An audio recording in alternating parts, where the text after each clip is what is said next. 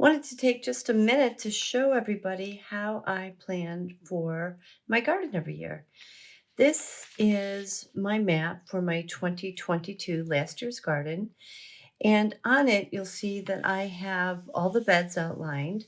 And then I have it broken down by spring, late spring, summer, and fall. Basically, coordinate it, and I change it around every year. I like to take notes and I keep them separate. These are my garden notes.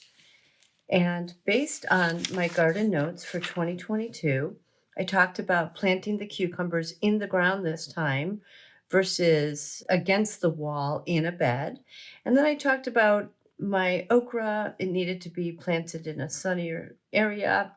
And then I made notes for 2023, which of course is this garden year. But here are all the tomatoes I'm going to grow. I always grow far too many tomatoes. And this year I decided to grow less than I have in the past. So by keeping a garden notebook, this allows me to understand some of my experiments and how they worked and won't work for the following years. This is a blank that I use. I just drew it up in pen and made several copies of it so I can use every year.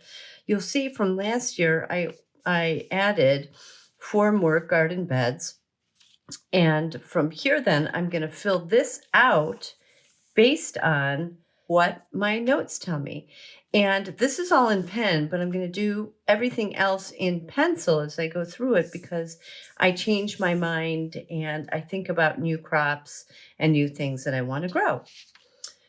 The next thing that's important is to have good quality seeds that you trust. Both Johnny's and Park Seeds have never let me down. They have good quality seeds that germinate quickly. But of course, you can use your favorite.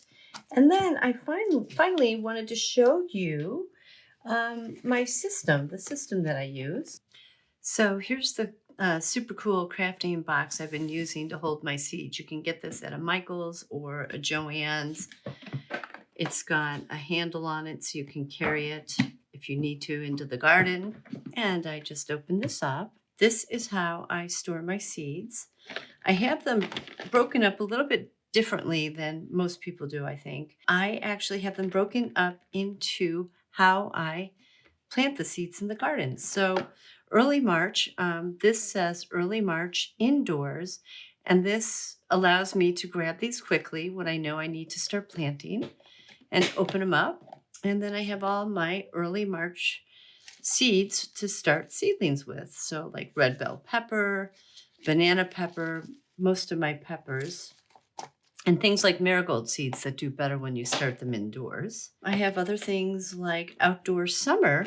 So I know that these are all the plants that I'm going to start outdoors because they do better when they're germinated directly into the soil, like my honey nut squash, basil, things like that, cucumbers, etc. So this is how I organize my flowers and my seeds for indoor as well as outdoor planting. Pretty nifty.